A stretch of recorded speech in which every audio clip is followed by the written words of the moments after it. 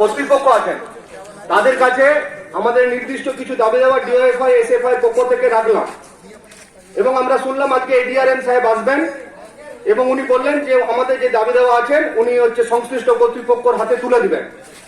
আমরা স্যারকে খুব বিনয়ের সঙ্গে বললাম যে আমাদের গড়বেতা সহ বাঁকুড়া, পুরুলিয়া, আমাদের রোড, গোদাপিয়াসা সহ বিভিন্ন জায়গায় এই দাবি দেওয়াকে সামনে রেখে বিভিন্নভাবে ছাত্র, যুব, বামপন্থী সংগঠন, মূল গণসংগঠন, সিআইটি গতভাবে আমরা বারবার ধরে ডেপুটেশন দিচ্ছি যে অবিলম্বে যাতে আদ্রা থেকে গড়বেতা সহ আমাদের খড়গপুর ডিভিশনের ট্রেনটা যেন চালু করা যায়।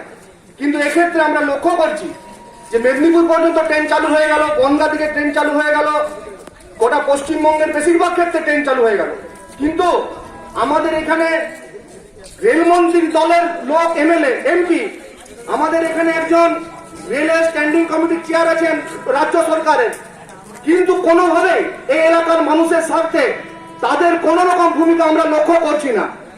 আমরা খুব হতাশার সঙ্গে জানাচ্ছি আমাদের মাননীয় এমপি সাহেব কি উদ্যোগ নিচ্ছেন আমরা জানি না। আমাদের এখানে রেলওয়ে স্ট্যান্ডিং কমিটির চেয়ারম্যান আছে রাজ্য সরকার, সে কি ভূমিকা নিচ্ছে আমরা জানি না। কিন্তু আমাদের এই ট্রেন বন্ধ থাকার জন্য গড়বেতা এলাকার, বাঁকুড়া এলাকার, পুরুলিয়া এলাকার, এই এলাকার ছাত্রছাত্রী সহ সবজি ব্যবসায়ী সহ সাধারণ মানুষ যে কি অসহায় অবস্থার মধ্যে দিন যাপন করছে সেইটা আমরা যারা গড়বেতা এলাকার ছাত্র, যুব যারা মানুষ তারা আমরা উপলব্ধি করছি। একজন কারো শরীর খারাপ হলে আমরা বাঁকুড়া যাই, একজন কারো শরীর খারাপ হলে আমরা মেদিনীপুরে ডাক্তার দেখাতে যাই, আমাদেরকে কাঁড়ি কাঁড়ি টাকা গুনে গাড়ি ভাড়া করে যেতে হচ্ছে, আমরা ট্রেন পাচ্ছি না। আমাদের সবজি ব্যবসায়ী যারা করতো আমরা দেখেছি, সেই সবজি ব্যবসায়ীরা যখন সবজি নিয়ে মেদিনীপুরে যেত, সবজি নিয়ে বাঁকুড়া যেত, সবজি নিয়ে খড়গপুরে যেত, তাদেরকে কাঁড়ি কাঁড়ি টাকা গুনে তাদেরকে গাড়ি ভাড়া করে নিয়ে যেতে হচ্ছে। আমাদের এলাকার স্কুলগুলো বন্ধ আছে, কলেজ বন্ধ আছে, কিন্তু টিউশনই বন্ধ নাই।